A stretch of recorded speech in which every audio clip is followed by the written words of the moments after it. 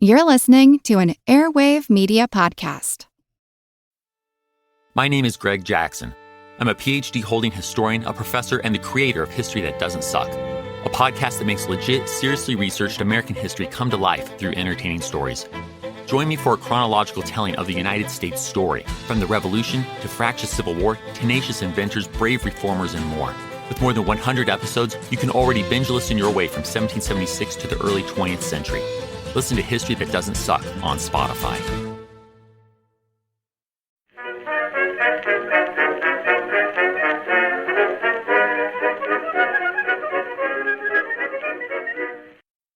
Hello everyone and welcome to History of the Second World War, episode 171, The Invasion of Norway, the Naval Battles of Narvik. This week a big thank you goes out to SJD and Mary for choosing to become members of the podcast. You can find out more over at historyofthesecondworldwar.com/members. At Narvik in northern Norway, the opening hours of the German invasion had went about as well as any German officer could have hoped.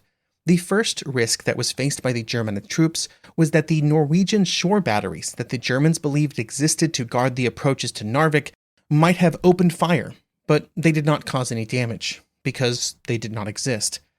The second risk was that the Norwegians would mount a strong defense of a depot at Evengardsmoen, which would prevent the German troops from utilizing the supplies and weapons there for their own purposes. The Norwegians did not do this, and in fact there were precisely 17 Norwegians at the depot when the Germans arrived. The third risk was that the city of Narvik itself would not be captured in the opening hours of the invasion, preventing the Germans from using their harbor facilities to resupply their troops and defend their gains. This would also not be a problem, and very quickly, Narvik would fall to the Germans. So that means that none of these risks would result in a problem, most of which we discussed back in episode 8. The German units were very fortunate that the invasion went very well, but they were not out of danger. And in fact, the Germans at Narvik, both on the sea and on land, would be the only units of the German army that were in real danger in the days after April 8th. This episode is about that danger. Over the course of April 10th through the 13th, there would be two separate but linked naval engagements that would occur in the approaches to Narvik and in the harbor itself. The end result of these battles would be the destruction of the German destroyers. While the initial invasion of Narvik had went very well, even right from the beginning, there were some problems that would lead to disaster for the German destroyers that had been instrumental in the operation. The first problem was around fuel. Due to the range of Narvik from the ports in Germany, the destroyers that arrived in Narvik were dangerously short of fuel, which was expected. The plan was for 3 supply ships to arrive in Narvik before the invasion started, with these 3 ships loaded down with supplies, including fuel, for the destroyers. This put the destroyers in a very rough spot because these supply ships did not arrive, because on average they needed 600 tons of fuel before they could even start the trip back to Germany. There was one German merchant ship in Narvik, the Jan Willem, and it did have extra fuel, but it was not exactly what the German destroyers needed. But without other options, the fuel began to be moved into the destroyers, although it had to be mixed with diesel oil before it could be used, which took a lot of time. Because of the slow refueling process, instead of leaving Narvik on April 9th, which is what the plan called for, by the end of that day, only 3 of the German destroyers had been refueled enough to make the trip back to Germany, which meant if they left, they'd have to leave all the others behind. The good news for the German ships is that they were not totally out of fuel. They would have enough for at least some defensive actions in the waters around Narvik, although the exact amount of fuel that every German destroyer had was pretty variable. The second problem that the German plans did not foresee was the situation with the defenses at the entrances to Ofotfjord on the way to Narvik. German intelligence believed that there were strong Norwegian shore batteries sighted to fire out over the fjord, and there had been a dedicated landing specifically to capture them and prevent them from firing on the German ships as they approached Narvik. They then also planned to use those guns to defend against the expected attack from the Royal Navy. This was important because the German forces that had landed in Narvik did not have any really heavy weapons. It would have been nice to have those heavy weapons, but they could not be transported aboard destroyers. There was just one problem that the Germans would have to contend with around this plan to use these shore batteries. The Norwegian coastal batteries did not exist, And in fact, there were no defenses at the entrances of the Offatt Fjord. Instead, there were only Norwegian plans to eventually build the positions, which did not exactly help the German forces, as they would soon be forced to hold off an attack from the Royal Navy. The attack would be launched by the 2nd Destroyer Flotilla, commanded by Captain Warburton Lee. The destroyers under Warburton Lee had established a patrol line across the entrances to Narvik on April 9th, which would have prevented any German ships from leaving, but was too late to prevent them from getting to Narvik in the first place. Beyond just patrolling the entrances, the path forward for Warburton Lee was difficult to determine. What was known is that he had 5 destroyers under his command, but the exact number and size of the German ships that he faced was kind of unknown. He believed that he was outnumbered and that there was a superior force in Narvik that he would have to contend with, and this fact made him more cautious. But back in London, there was slightly less caution being applied to the orders given to Warburton Lee, with the following message sent from the Admiralty at around midday on the 9th. Quote, "Press reports state 1 German ship has arrived in Narvik and landed a small force. Proceed to Narvik and sink or capture enemy ship. It is at your discretion to land forces if you think you can recapture Narvik from number of enemy present. Try to get possession of battery if not already in enemy hands." End quote. I believe that last bit is around some Norwegian shore batteries that were in and around Narvik. Now, of course, we know that this Admiralty report was totally wrong. There was a lot more than only 1 ship. But just before 6 p.m., Warburton Lee would send the following signal back to the Admiralty, as a way of both recognizing the desire of those in London to see him attack, while also making it clear that he believed he would be outnumbered. Quote, "Norwegians report Germans holding Narvik in force. Also 6 destroyers and 1 U-boat are there, and channel is possibly mined. Intend attacking at dawn, high water." End quote. The response from the Admiralty would end with the simple phrase, "Attack at dawn. All good luck." End quote. Warburton Lee had made it clear that he believed he was outnumbered, but he was still going to attack, and the Admiralty just said, "Go get him, Tiger." Shortly after the British destroyers began their attack, though, up the fjord around midnight, there was another message that arrived from the Admiralty. Quote, "Norwegian defense ships may be in German hands. You alone can judge whether, in these circumstances, attack should be made. We shall support whatever decision you make." End quote. Now, this seems to show clear signs of hesitancy from the Admiralty, even after their firm message for action, just around 6 hours before. In this case, it did not matter because Warburton Lee had committed to the attack. But the inability of the Admiralty, and really most British leaders, to stay the course after a decision had been made would be one of the major British challenges during the Norwegian campaign. In this case, their hesitancy would not matter, because Warburton Lee had tried to time the movement of his destroyers up the fjord so that they arrived shortly after first light, and they would be largely successful in this. As they arrived at the harbor entrance, there was just enough light to see that there were a large number of ships at anchor in Narvik harbor, but it was difficult to determine the position of those German destroyers. The plan of attack was for the British destroyers to enter the harbor one at a time and launch their attacks, and the first ship to do so would be the Hardy, commanded by Warburton Lee himself. It would find 2 German destroyers stationary in the harbor, and a set of torpedoes would be launched. After firing its torpedoes, the Hardy turned and headed back to the entrance. The first torpedo would miss the German destroyers and hit a merchant ship anchored nearby, but the second would hit the Wilhelm Heidkamp.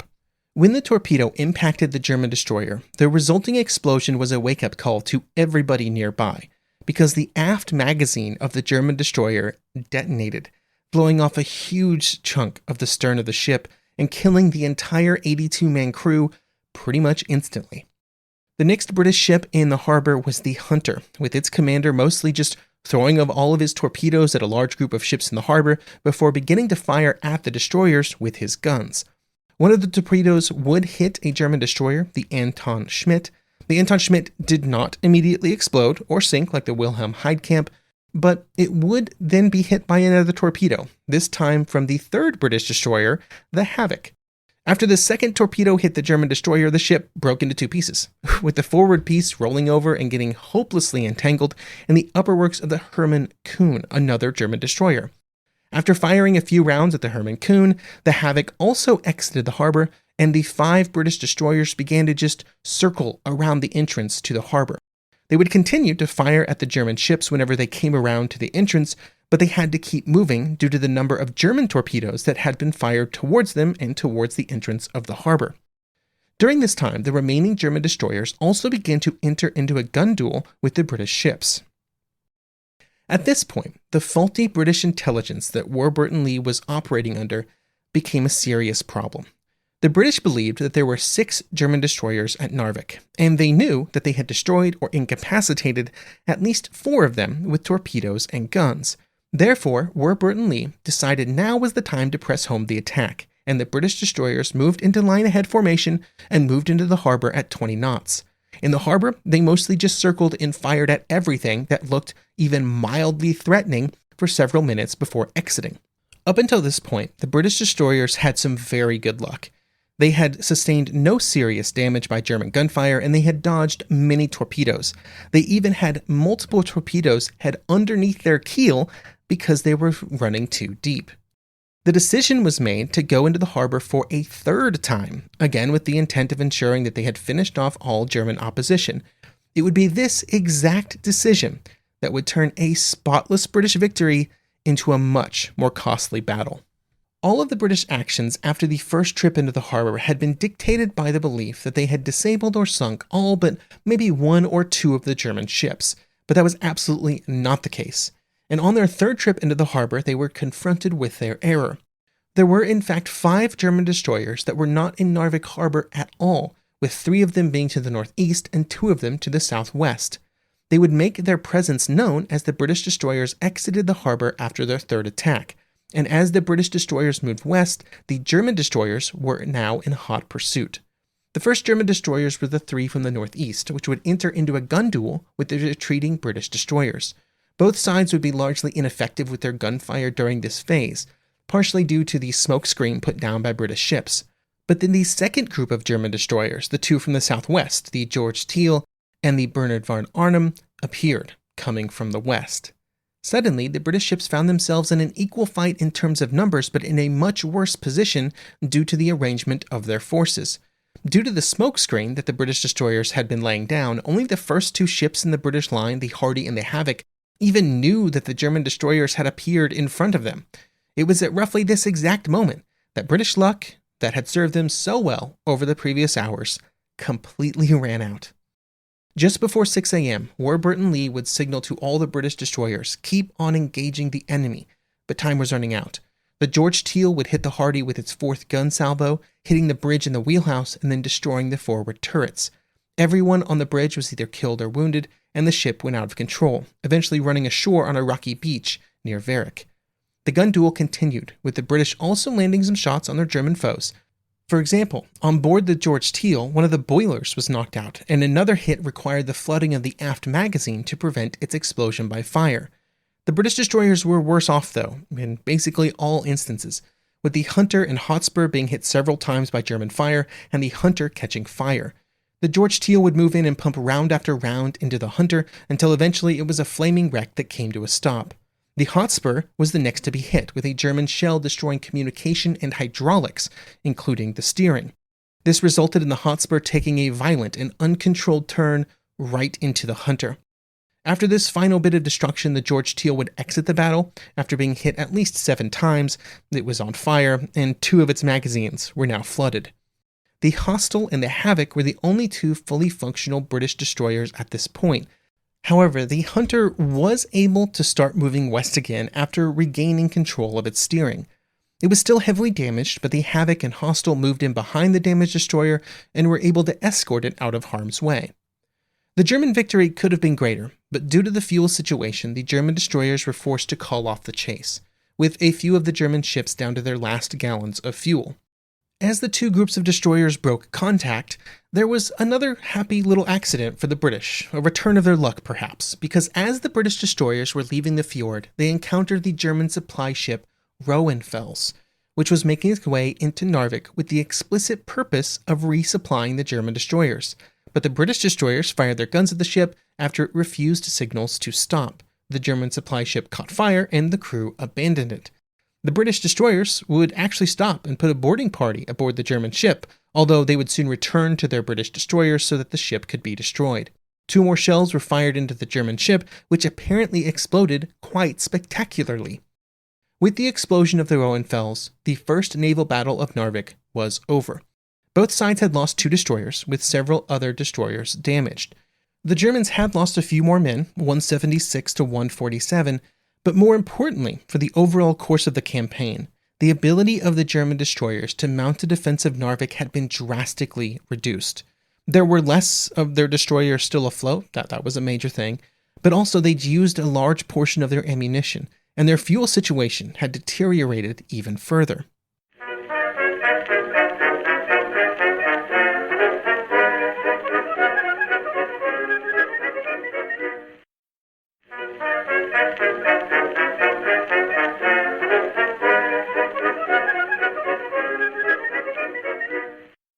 After the First Naval Battle of Narvik, the German destroyers were in a rough spot. Ammunition was low, and the possibility of any additional supply ships arriving was also very low, due to British control of the entrances into Narvik.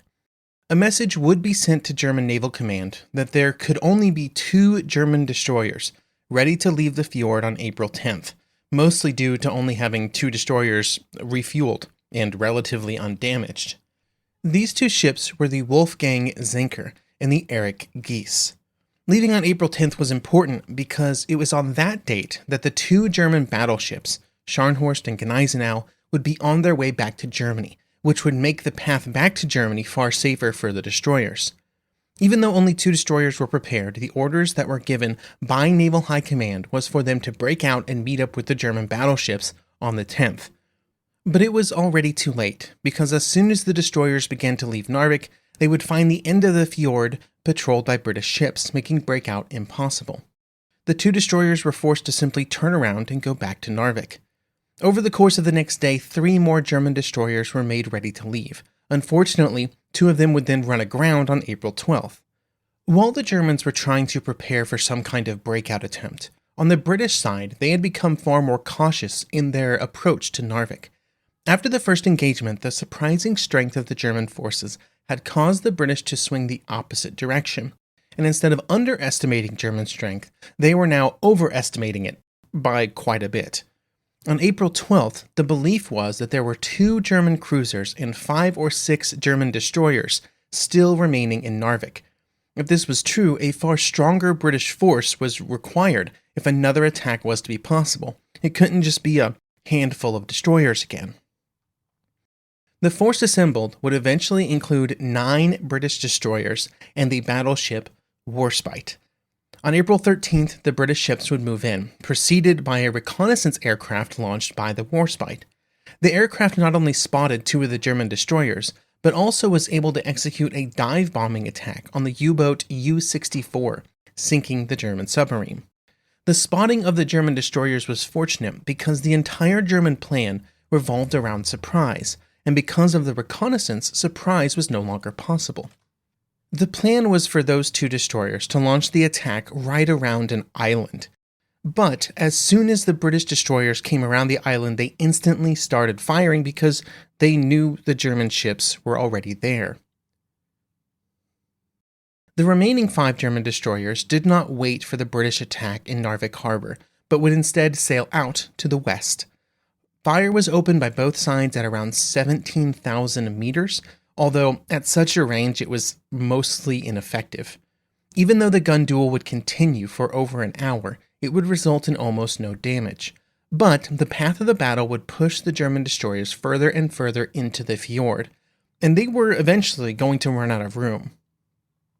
The Erich Gies would eventually get hit by several shells, and it would begin to burn, which forced the German captain to order the ship to be abandoned. 3 of the British destroyers then entered into the Narvik harbor and would begin firing on the Dieter von Reuter, which was immobile due to engine problems. The Warspite joined in on the firing on the destroyer, and eventually it would be forced to beach itself to avoid sinking, although it would be able to hit the British destroyer Cossack with 7 shells before it was put out of action. While 3 of the British destroyers had moved into Narvik, the other destroyers had continued to pursue the remaining German destroyers up the fjord. By this point, 2 of the German ships were out of ammunition, and the others were running low.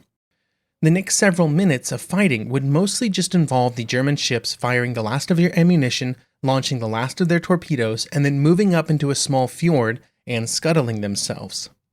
The George Teal would act as a rear guard, being the last German ship with ammunition, and it would continue to engage the British ships as long as possible, to give the other German destroyers time to scuttle themselves. The very last torpedo from the George Teal would hit the British destroyer Eskimo. This would cause a lot of damage on the Eskimo, but the George Teal would then come under fire from all of the assembled British destroyers, and the German destroyer would be forced to run aground. After the final German destroyer was neutralized, there was at least a brief consideration given to trying to land troops in Narvik. But all the British ships had on board were naval personnel, and they'd been in action all day.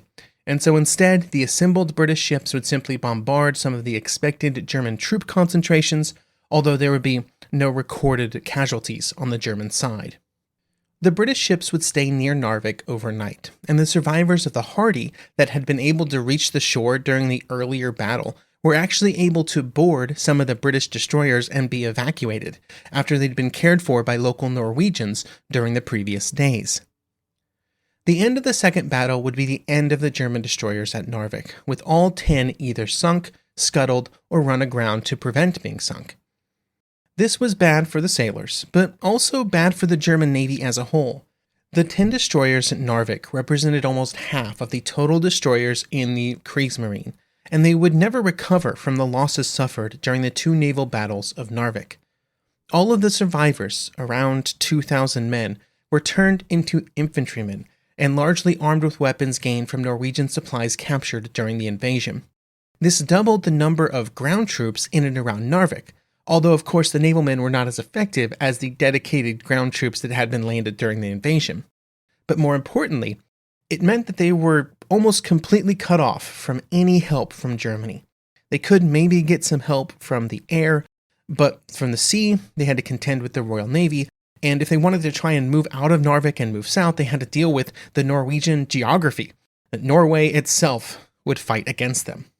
And so the thousands of German troops that were in Narvik and around Narvik were mostly just sitting ducks, waiting to see what the British, French, and Norwegians would do.